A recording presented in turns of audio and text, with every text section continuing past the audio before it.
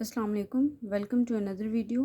आज हम लोग एक्सरसाइज 4.1 का क्वेश्चन नंबर 5 से स्टार्ट करेंगे। फर्स्ट क्वेश्चन है, इसमें ए हमें गिवन है और इसका हमने ए प्लस ए ट्रांसपोज करना है।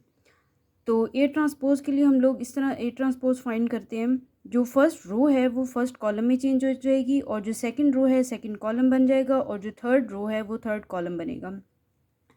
जैसे यहाँ पर हमने ट्रांसपोज ए का लिया है, फर्स्ट रो में इसकी वैल्यूज़ हैं -1 2 3, वो फर्स्ट कॉलम बन गया -1 2 3।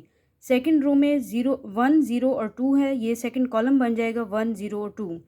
थर्ड रो जो है -3 5 3, ये हमारे पास थर्ड कॉलम बन जाएगा -3 5 3। क्वेश्चन में है ए प्लस ए ट्रांसपोज, जो ए की वैल्यू है और ए ट्रांसपोज है, इन दोनों को हमने माइनस का है। तो ये जो हमने वैल्यूज़ हैं ये मैंने क्वेश्चन में माइनस भी कर दिया है।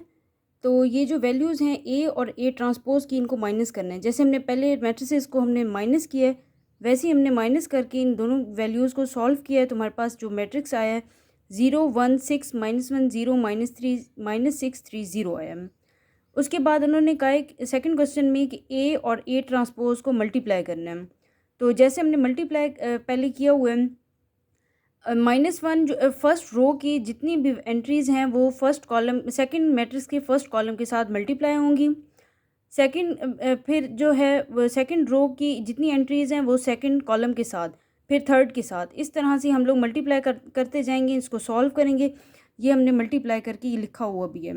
1 + 4 9 + 9 -1 + 0 + 6 3 + 10 + 9 -1 + 0 + 6 1 + 0 + 4 -3 + 0 + 6 3 + 10 + 9 -3 + 0 + 6 9 + 25 + 9।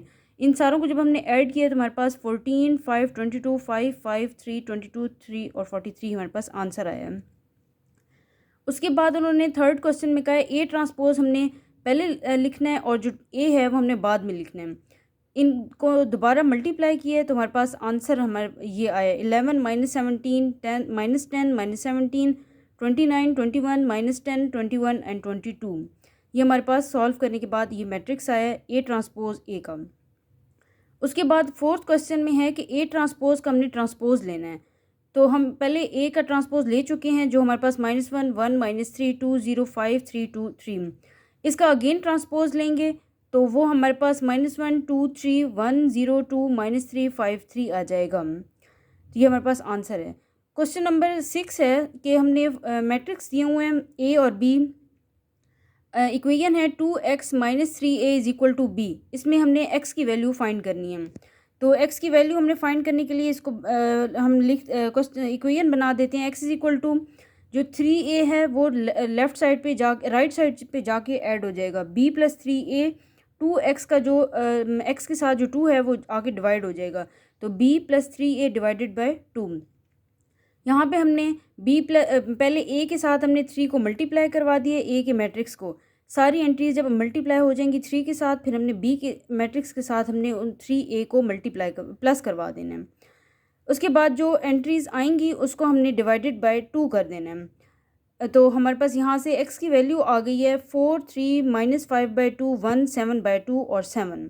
ये हमारे पास आंसर है। -5/2 को आप पॉइंट्स में भी लिख सकते हैं, 7/2 को भी पॉइंट्स में लिख सकते हैं, या फिर ऐसे भी लिख दें तो आंसर सही है।